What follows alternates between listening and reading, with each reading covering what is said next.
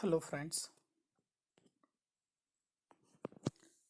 In last lecture we have seen Plato's attack on a poetry.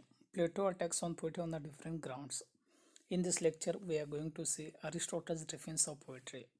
Aristotle was a scientist, biologist and experimentalist. According to him, imitation is the common basis of all arts. What does it mean?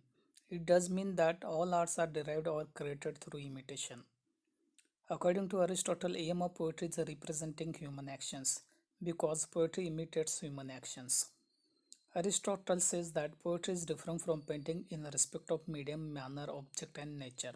Aristotle rejects Plato's idea of making comparison of poetry with the painting. He further says that medium of imitation of poetry and painting are totally different because painting imitates through form and color. The medium of imitation for poetry is language, rhythm, and harmony, and the medium of imitation for music is rhythm and harmony.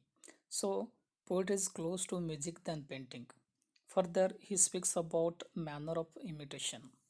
He says that different kinds of poetry differ from each other in their manner. For examples, epic poems are narrated, dramas are acted. It means for epic poems, the manner of imitation is a narrative, and for drama, manner of imitation is action. Thus, the manner of poetry is different from that of painting. Now, let us say object of imitation. The objects of poetic imitation are main in action. Why the objects of poetic imitation are main in action? Because poet may imitate men as they were or as they ought to be. The poet may represent men either as better than in real life or as worse than they are. So, imitation is not a mere photographic representation but creative process. So, let us see nature of imitation. Aristotle says art imitates nature. Here, nature does not mean the outward of created things but the creative force, the productive principle of the universe. The poet imitates the creative process of nature. He brings human experience, emotions, and passions with the scope of poetic imitation. Aristotle equates poetry with the music, as Plato equates poetry with the painting. According to Aristotle, whatever musician composes, the notes of that musical composer is found in nature. It means musician imitates from the nature the notes like a sa re ga ma pa dha ni sa, but these notes were in a scattered form. They were independent notes.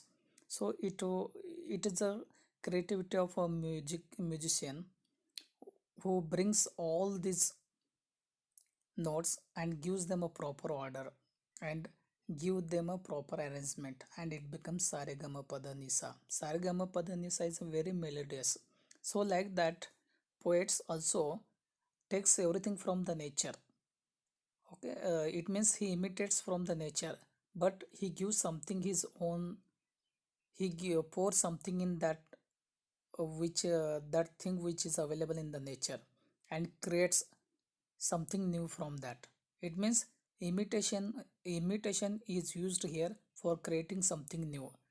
So Aristotle indirectly accepts here that whatever is created, that is existed already in this nature or existed in the mind of a god, but to give a new form, to give a proper order or give a proper arrangement, it is a creativity, and that creativity lies with the poets.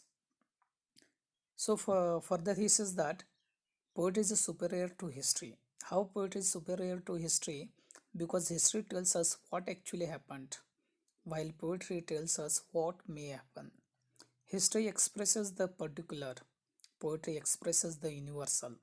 Aristotle equates poetry with a philosophy, as Aristotle equates poetry with music.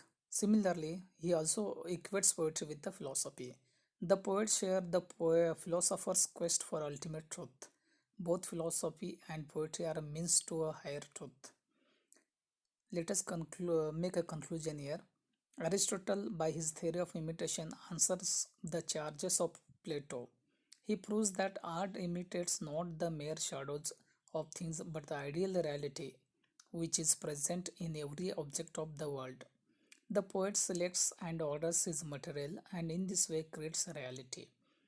Poets brings order out of chaos. Therefore, poetry is a creative and useful art.